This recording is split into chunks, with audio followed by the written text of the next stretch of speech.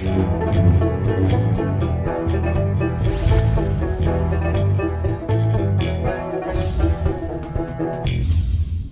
I'm the Deadwood Jedi. This is another Raid Shadow Legends video. We are on my free-to-play, but we're not actually talking about my account today. I want to talk about your account, and I want to talk about the champions that you should be holding on to. Do not feed these rare champions. These are the ones you actually want to build up as you go along in your early game accounts. Now, are these champions going to be outclassed later on? Almost definitely. They're only rares, but they're very good rares. And we're not even talking about all rares. We're talking about non-void rares. I think that's going to be very important to clarify. Now, I'm pretty sure I'm going to miss somebody, or I'm going to exclude somebody that you guys have used and go, oh, this guy's amazing early on. And I'm definitely going to be excluding champions that, are only good in one particular area.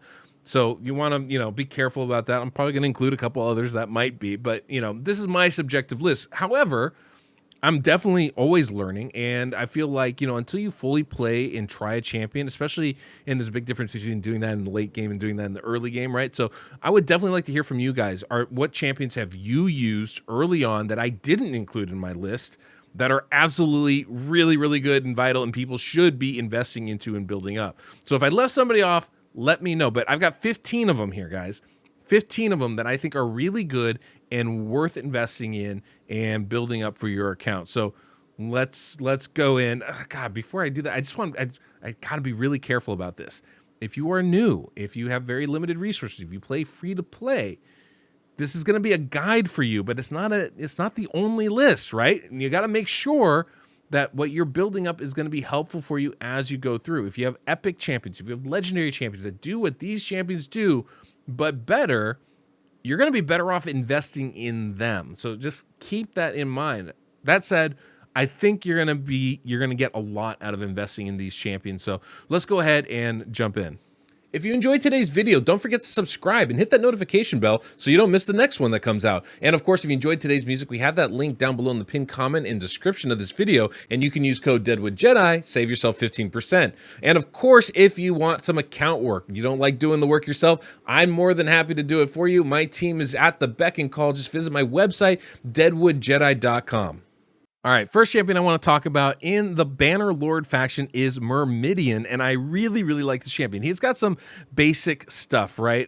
Provoke on the A1, he's got decrease attack on the A2, all that's fine, but the big thing is this A3 ability where he has an ally protection buff on all allies for 2 turns and places a continuous heal buff on this champion for 2 turns. That is massive.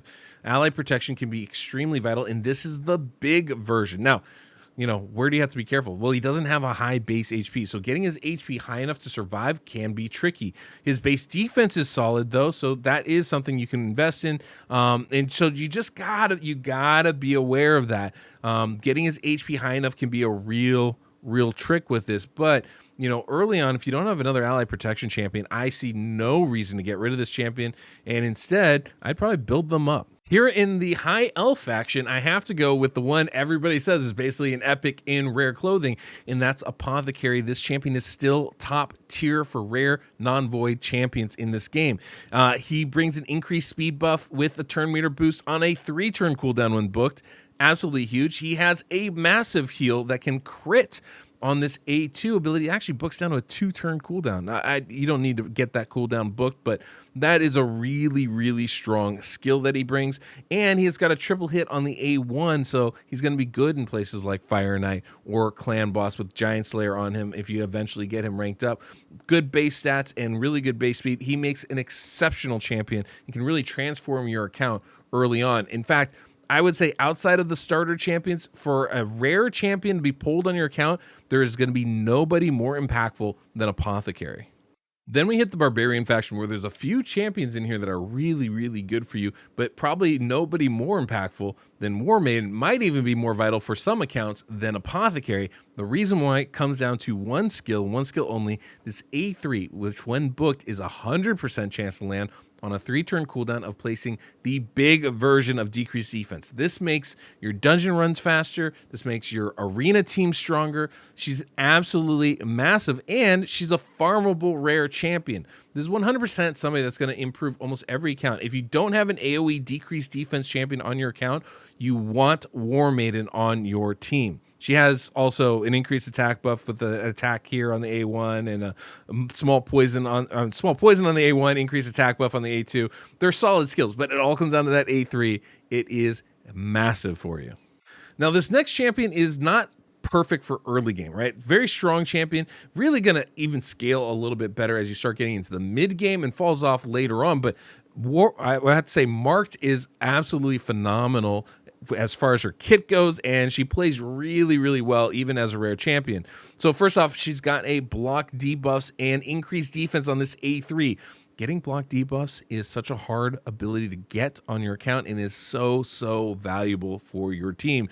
And this books to a 3-turn cooldown, which means you're going to get it back and back and back. She's great for clan boss. Can maybe either protect your team from the stun hit or from the debuffs from affinity. Absolutely a fantastic champion to get. On top of that, AoE on the A2 with decreased accuracy is not a bad ability at all, and a small version of the decreased defense on the A1 can be really, really helpful. If you don't have anybody else that brings this, for clan boss especially, she's going to be phenomenal for you. The next champion is Soulbound Bowyer, and she is really, really strong. Now, she's a damage-dealing champion. Damage-dealing champions are, only good relative to other damage-dealing champions, right? So most accounts probably won't even need her on your team, but I think she is really, really strong and definitely worth keeping on your squad. Main reason is that her skills work really well in tandem. So, let's look. A1, AoE attack. First off, all of her skills have an extra 25% chance of inflicting a critical hit, which means you only need to build her to 75% crit rate to get 100% crit damage from, or 100% crit rate off of for her kit, right? She gets an extra 25 just off the jump, which is massive, really massive. I mean, everybody starts with 15. You add the 25, you're really only looking to find an extra 60% in her kit. That's huge. So it makes it a lot easier to build damage on her. This is an AoE ability, so you can put her in a stun set, a sleep set, a provoke set, and she's going to have a lot of effect on your team if you're doing dungeon runs. Her A2 ignores 75% of the enemy defense. It's a single target hit, but this could be huge in arena to really just one-shot one enemy out there. And then her A3 has a chance, when you book her up fully, there's a 100% chance to fully deplete the target's turn meter. I mean, talk about a spider killer, a Fire Knight killer, an Ice Golem killer. She has that. So she's really, really good, I think, in a lot of areas of the game, specifically arena and some of those high-end dungeon runs. She's going to be really good by reducing that turn meter, and definitely somebody that I would be looking at to build on my team. She definitely, as damage dealers get outscaled faster than every other kind of champion, so she's probably not going to be great for late game or end game content, but she will be helpful even then in Doom Tower rooms, which are going to be important to get those fragments for some of the champions out there, right? So even if she gets outclassed early on, I think she's worth keeping on specifically for those Doom Tower rooms so you can get even better champions on your account. She is a valuable champion to keep. This next champion is one of my favorite champions. This troll, Abyssal, is extremely good. First off, he's got an AoE on his A1, and that alone makes him worth considering because it's a very rare thing to have an AoE on an A1 skill. In addition, it does bring a debuff that's really helpful in block buffs. That can actually be pretty powerful for your account and makes him very good in things like dungeon waves. His A2 ability has a very nice AoE heal, and that is also pretty hard to find in the early parts of this game. And then his A3 brings 2 buffs that you don't usually see combined in increased defense and increased attack. Makes him a very, very strong champion in the early game. He's going to get even stronger once you can put a good set on him like stun, right? Or even something like sleep would be solid, or provoke. Because of the AoE ability that he has on that A1 skill, you can spam that ability and really kind of CC the enemy very effectively, helping you get through things like faction war or dungeon runs very, very helpfully. So I like this champion a lot. In the Undead Horde, we have maybe the most endgame out of all of these rare champions, and I'm talking about Frozen Banshee. She is one of the best poisoners, period. I don't care what rarity we're talking about.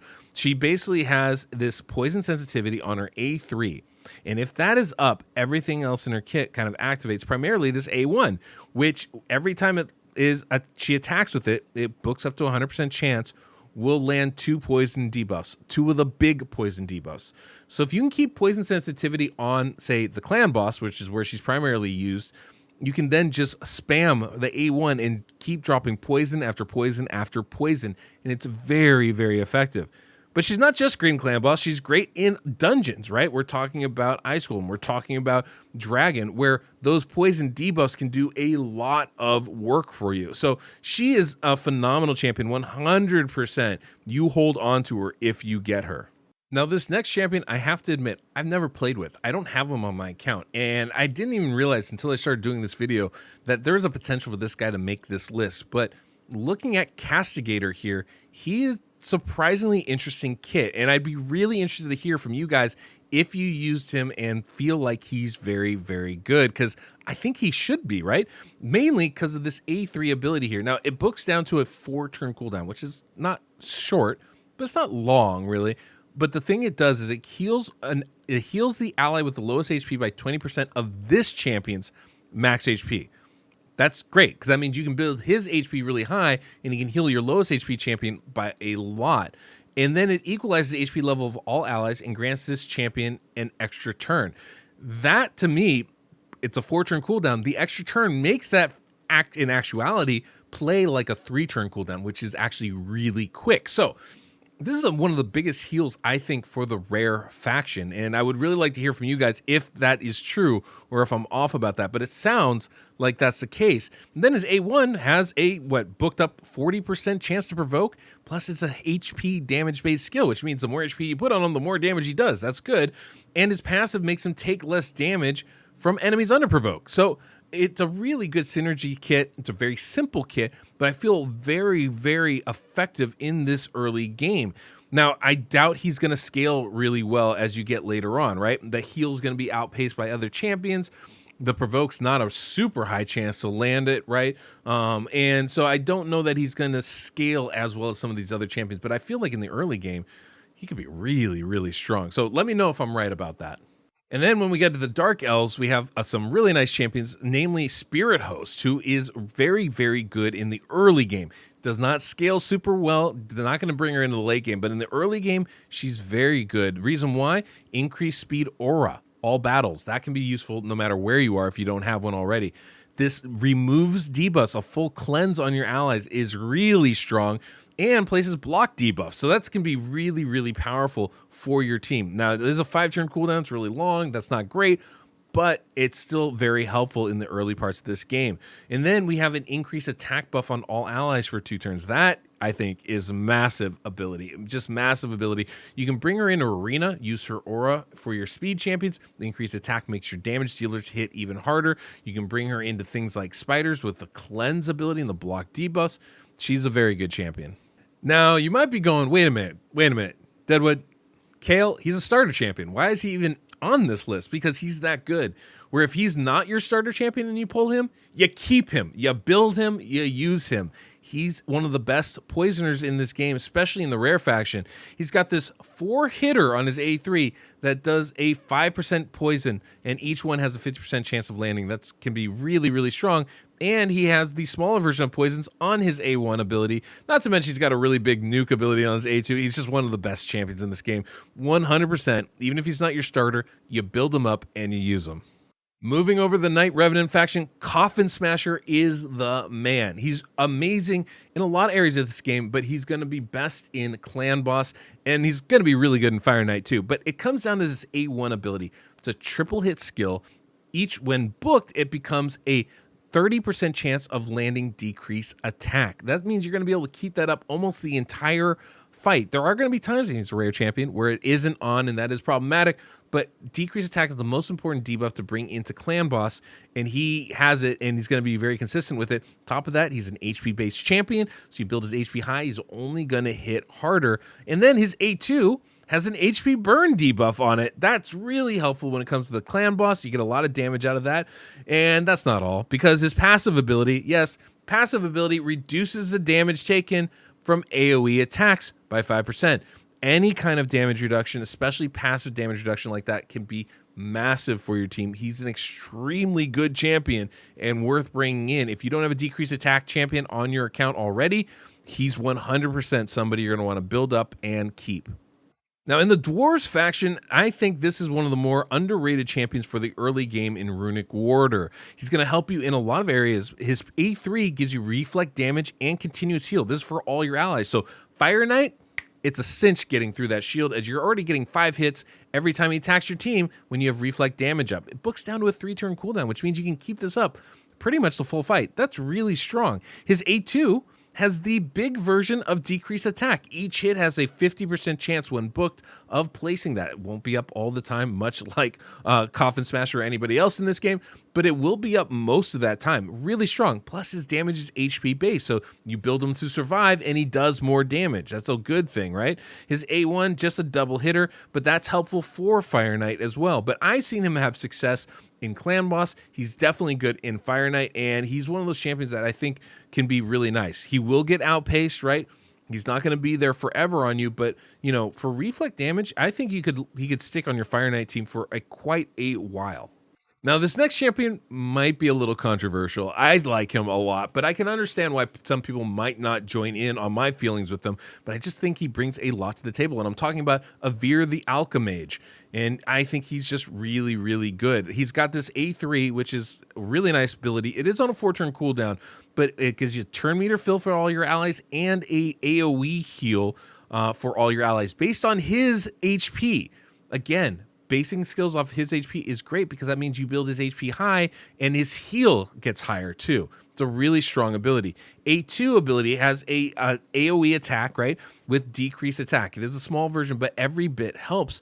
And then it also will place decreased speed, small version, but every bit helps if the enemy's under poison debuff. So it can be some real good synergy there. That does book up to 100% too, chance of landing that decreased attack and the decreased speed if you get them fully built out. So that's a really nice thing. And then his A1 has a chance of placing poison, and it's the big version. So I've used him in Clan Boss teams. He's not great, but you know, he does some work for you there. If you don't have a lot of other options, he can be a viable addition to your team and somebody I would definitely consider building up. And then we get to the Shadowkin faction, and there's 2 champions here that I feel are worth building. They're probably the 2 weaker of the options here because they're going to be a little bit, well, you'll see what I'm talking about. Let's start here with Odachi. And I really do like Odachi, at least theoretically. I haven't played with him personally, so I can't, give personal, like, oh, I know this guy is good. But everything about his kit says he's going to be a huge addition to your team. He's got a provoke on the A1, 35% chance when booked. It's, nothing special, but having any ability on that A1 is nice. The A2 gives him a shield. It's an AoE ability and gives him a very sizable shield. That's always going to be helpful. And then the A3, block debuffs on all allies for 1 turn and places increased defense buff on all allies for 2 turns, books down to a 3-turn cooldown. Does this sound familiar? Yeah, it's almost identical to what we have for Mark's kit. The difference is his increased defense is the smaller version. And that's the only reason why he's not an absolute must build, because it is the smaller version, but it's still really strong. Any kind of increased defense can be really helpful for your team to stay alive, and the block debuff, of course, is really, really powerful. And that's one of the reasons why I would, if I had him, I would definitely want to build him, unless you have a better option on your team already. And the very last champion, the 15th on this list, is going to be Lifetaker. Now, I can, definitely see that there's a little bit of limitation to her kit. Maybe she isn't, a must build for everybody out there, but she is going to be a Fire Knight killer for you, and I think that's going to be very valuable. She gives herself a reflect damage and a veil. The veil's going to help her stay alive. The reflect damage will help you with Fire Knight's shield. The A2 is a triple hit ability that will decrease turn meter and place decreased speed, the big version. That is huge, right? Really, really massive. Slowing down the Fire Knight is a massive, massive ability and one of the keys to beating it. And then the A1, it places heal reduction, 100% heal reduction for 2 turns. This is a really good kit. I think it synergizes really well with the Fire Knight specifically. Now, you're going to use her outside of that? I don't see why you couldn't. Turn meter reduction, heal reduction, reflect damage, and veil, those are all useful abilities to have on a champion, but she's really going to shine there in Fire Knight, so much so that I think she's worth being on this list. So those are the 15 champions I feel are, champions that maybe must build is a little bit strong of a term, but for most of these, I would say are going to be very helpful for your accounts, especially in the early game. And, that's the idea. If you don't have better options, these are 100% champions that I would build up to keep to be used on your team. Now, it always comes down to your personal account. If you have better options, go with it. Epics, legendaries, they're almost always going to be better than the rare options available to you. But part of what we need to do is accumulate various skills, abilities, debuffs. That's as valuable as, the various different champions you can get. It's not just, do I have legendary champions? It's what are those legendary champions bringing, and can they synergize with my entire team, right? If I have if all I have on my team are Rhodoses, that's great. They're really good damage dealers, but they're also not bringing any debuffs to make their job easier. They're not bringing any buffs so that they can heal up or protect themselves. You have to have that synergy in your squad. And so these are champions that can fill in those gaps for you. Anyway, hopefully you enjoyed this, guys. It was fun bringing this to you. And yeah, that's all we got. Make sure to let me know in the comments if I missed anybody that you think is super valuable in the non-void category of rares. Or if there's somebody that I put on here that you're like, no, actually they're not as good. You made a mistake on that. It's possible. I've done it before. I'll do it again. But I think in general, this is a pretty comprehensive list that should be pretty good for you guys. Anyway, thanks so much for sticking around. Till next we meet, I'm the Deadwood Jedi.